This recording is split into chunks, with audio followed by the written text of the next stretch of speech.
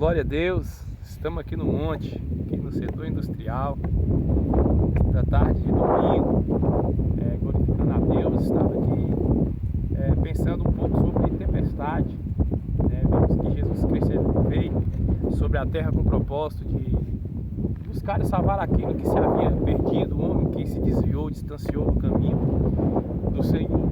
Mas Jesus Cristo, por onde ele passava, grandes milagres fazia. O cego, o aleijado, libertava, dava uma nova chance, uma nova vida. Mas Jesus arrastava uma grande multidão.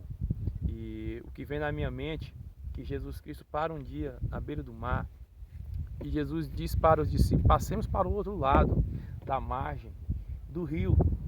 E junto com Jesus, os seus discípulos, Jesus diz: vamos atravessar o mar para o outro lado.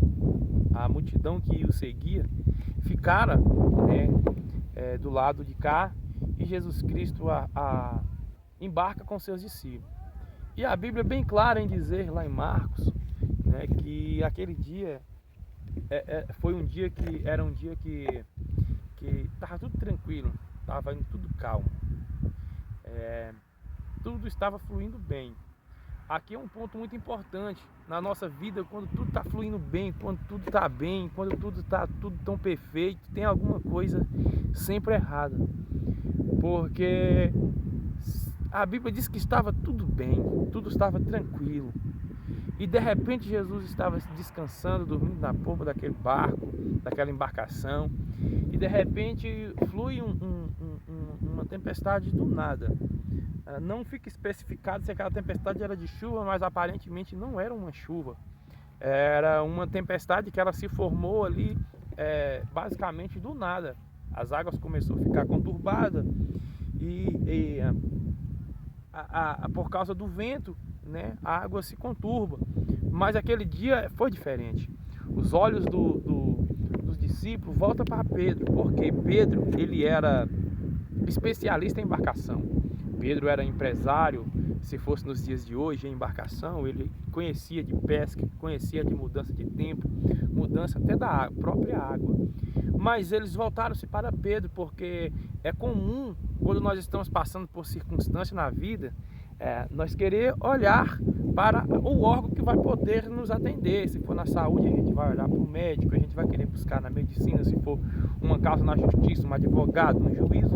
É comum que quando a gente está em uma situação, a gente se abrigue em algum órgão que vai atender a demanda do que nós estamos sendo necessitados naquele momento. E eu vejo aqui os discípulos todos voltando assim, o seu olhar para Pedro, porque Pedro era especialista em embarcação. E Pedro tenta contornar aquelas embarcações ali de uma forma como ele era treinado, para aquilo, mas ele viu que aquela tempestade estava fora do normal. Aquela tempestade ela estava fora do comum, da que eles estavam acostumados a ver.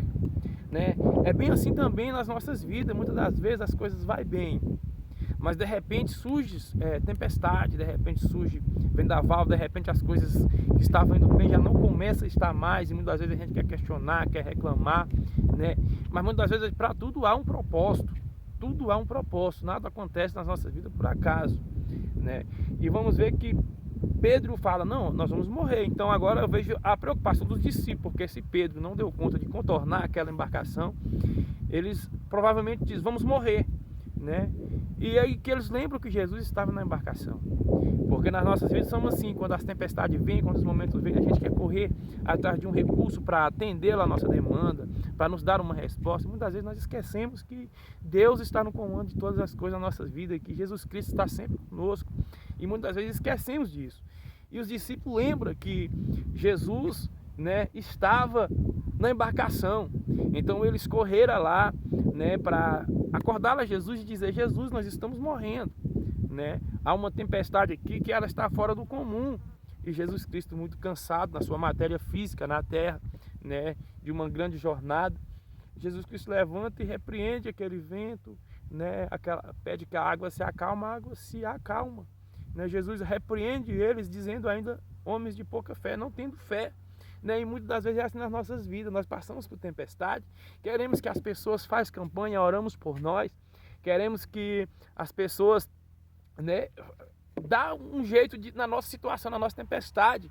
Se levanta um profeta que vem de outro estado ou de outro país para profetizar na nossa tempestade, no que nós estamos passando.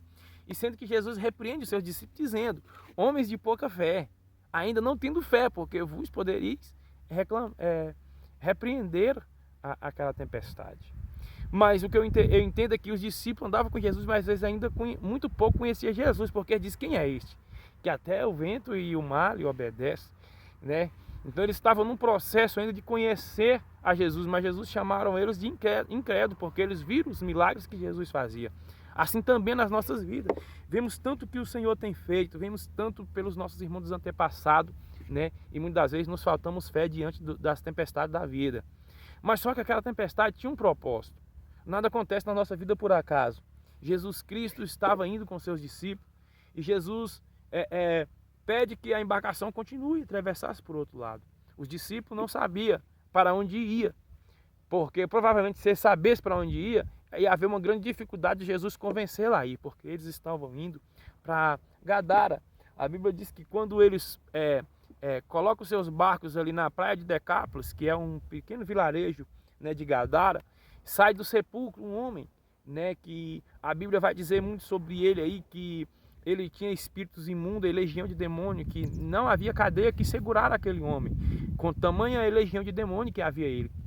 Faziam cadeia especializada para ele, mas ele quebrava tudo e vivia no sepulcro, pastando, comendo capim, dormindo em sepulcro. A situação daquele homem ou jovem era muito complicada. Imagina a sua família, né? E Gadara era uma terra de uma idolatria, onde eles serviam outros deuses, até o porco era um deus para eles. E Jesus chega na praia de Decápolis, junto com seus discípulos, e ele sai do sepulcro e vem correndo ao encontro de Jesus, né? E caindo-se aos pés de Jesus, próximo, diz: vieste tu antes do tempo a me atormentar. Os discípulos lá atrás que andavam com Jesus não conheciam quem era Jesus, porque eles dizem: quem é este, né? Que até o mar, o vento lhe obedece. E já quando o endemoniado prostra, ele já de demônio, e já sabia que Jesus estava indo. Satanás já sabia que havia um propósito, então ele já vem correndo, já prostra diante de Jesus e diz: quem é este? Eles vêm correndo e prostram diante de Jesus e diz: vieste tu antes do tempo para mim, para nos atormentar, porque era uma legião de demônio. E Jesus Cristo pede que aquela legião de demônio, né, saísse da vida daquele jovem. E eles saíram, entraram nas manadas de porcos, se jogaram dentro do mar, e houve uma grande libertação na praia de Decápolis, ou em Gadara, né, aonde houve a transformação daquela vida que era uma vida atormentada, uma vida cheia de demônio, que trazia espanto para a cidade, trazia desconforto para os seus familiares, né? Agora ele vai ser alguém liberto, sendo transformado pelo poder de Jesus Cristo. O que nós entendemos aí agora sobre a tempestade? Aquela tempestade, eu imagino que ela foi criada ou gerada pelo próprio inimigo, porque o inimigo sabia que haveria uma transformação na vida daquele homem, que a vida daquele homem seria transformada. Por isso houve aquela tempestade, para que o propósito não se cumprisse. Então nas nossas vidas não são diferentes, irmãos. Nas nossas vidas é da mesma forma. As coisas vêm e acontecem para que não as tempestades, para que o propósito não se cumpra, para que nós não chegamos lá do outro lado, porque o inimigo sabe que se nós parar, vidas vão morrer. O inimigo sabe que se nós parar, vamos continuar depressivos, vamos continuar de cabeça baixa, vamos continuar murmuradores. O inimigo sabe que se nós prostrar diante da tempestade, nós não vamos alcançar os nossos objetivos.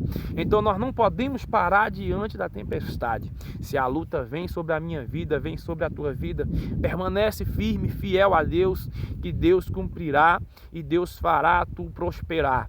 Não pare, não desista nunca diante da luta, não pare diante da tempestade. Sobre a tua vida tem autoridade para repreender o vento, para repreender a tempestade e ela se afastar de vós, porque tudo na vida há um propósito que Deus nesta tarde de domingo, né, estende a mão dele sobre a tua vida, sobre a tua casa, sobre a tua família, e que você venha ser impactado pela glória de Deus.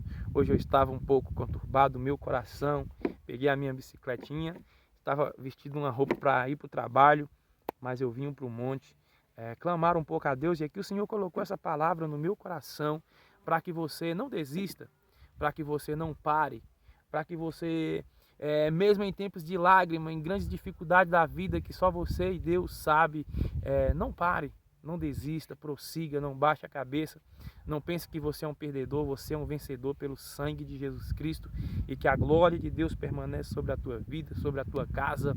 Não pare nunca. Jesus está voltando e por isso nós precisamos estar alicerçados em Deus. Não pare diante da tempestade. Se a tempestade vier sobre a tua vida, entenda, há um propósito.